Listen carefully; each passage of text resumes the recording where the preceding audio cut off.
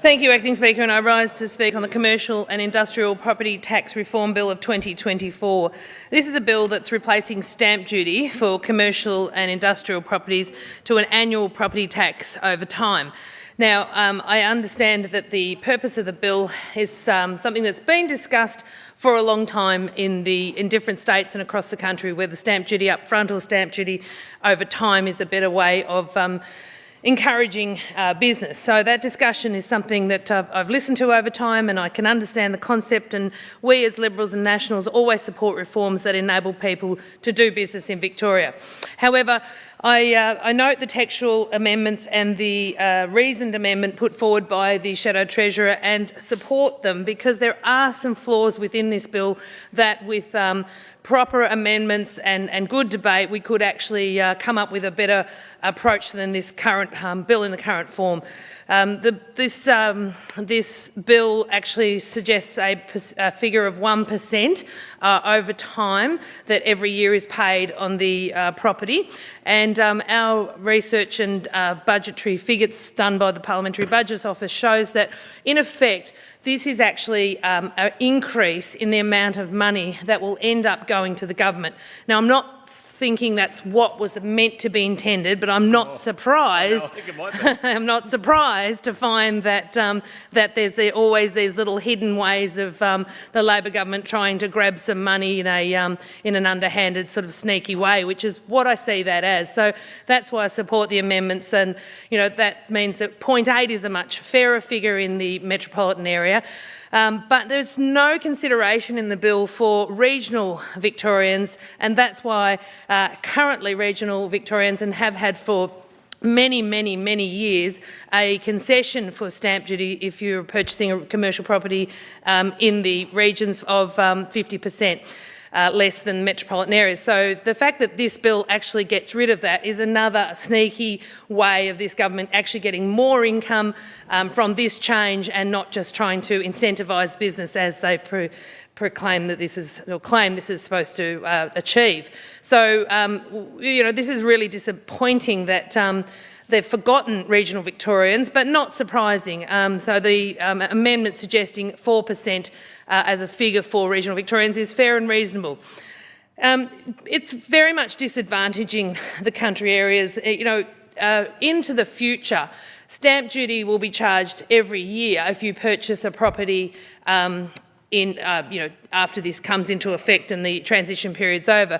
Many businesses in my region, commercial businesses, are in the ownership of the business owner or the families for years. I think of Callaghan Motors, Owen Trusses. So effectively, those businesses, if they purchased in their current form, if their family did that again into the future, purchased a business like Callaghan's, which is a car sales place with land and the business, they'll be paying the stamp duty. I think Callaghan's have owned that for, I think it's nearly 100 years. They just celebrated a very big milestone recently. So they're paying it every year, whereas there's no, in this bill, end to this. So if you pay it up front, that ends. Now, it just seems a little bit unfair for the region, so there does need to be regional consideration where we do see businesses held for a very long time.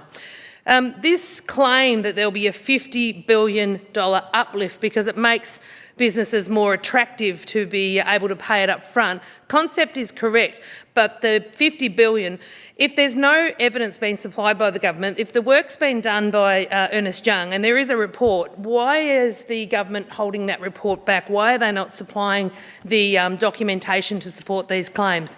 It's a bit disappointing, especially when you see, the state of South Australia actually have abolished stamp duty and not introduced any other tax. So if they want to make these claims that it will improve business, support that. But I do see that this is very much just a disguised way of grabbing extra money, another tax,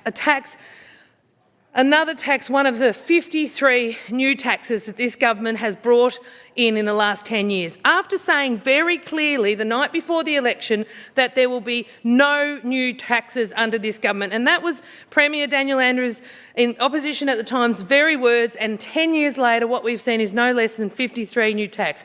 Tax on education, tax on health, tax on holidays, tax on renters. the tax on properties, which this bill is another, is 27 of those new 53 taxes. So it's absolutely clear that this government do not understand what actually needs to happen to encourage people to get into property so we don't have the housing crisis that we're in. There's absolutely no surprise that we're in a housing crisis when you look back and work out what's gone on, because the government simply don't understand what economic levers affect. So if you look at the comments that were made by the member for Tarneit earlier today or yesterday, he said Victoria is the greatest state to do business in. It has the best settings for business in the country. Well, I point out to the member for Tarneit, does he notice that 8,000 businesses have left Victoria in the last year? Not an indication that those quotes make any sense whatsoever. And it's no surprise when we see a government who can't manage money, can't manage projects and has massive blowouts. The Melbourne tunnels, for example, over budget, billions of dollars, out of control.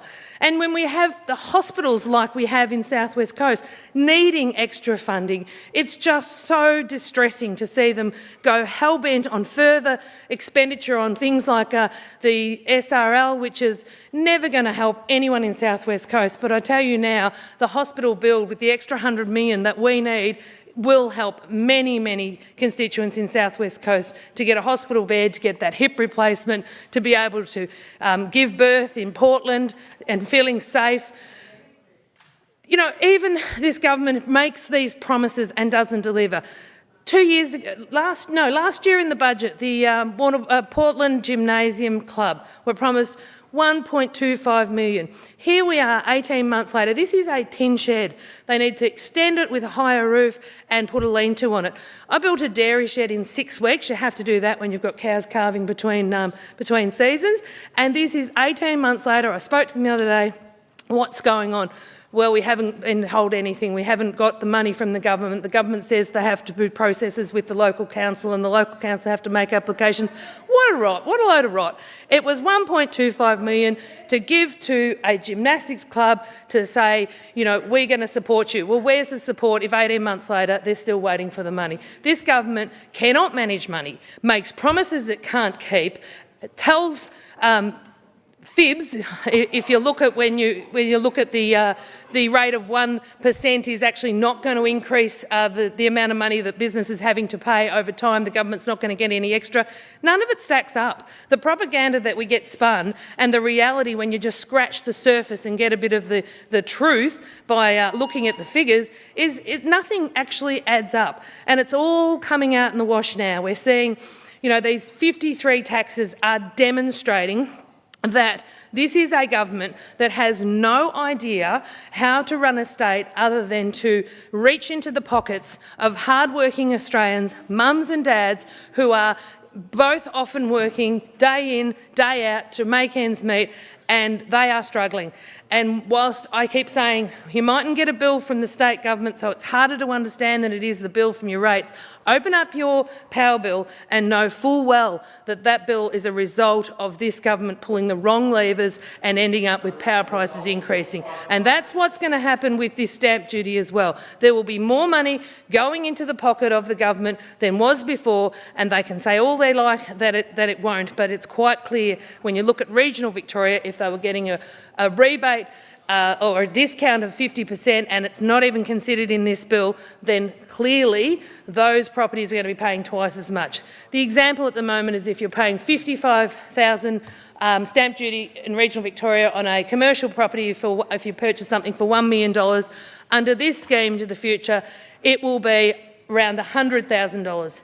So that's a lot more money for businesses to have to find in their annual expenses, which is going straight to the coffers of government when they are working hard to bring in income which pays taxes to the government and brings, you know, income into Victoria. So, you know, I conclude by saying we've got 53 new taxes today, probably 54 tomorrow, a state budget next week, and a state of Victoria in a parlous state.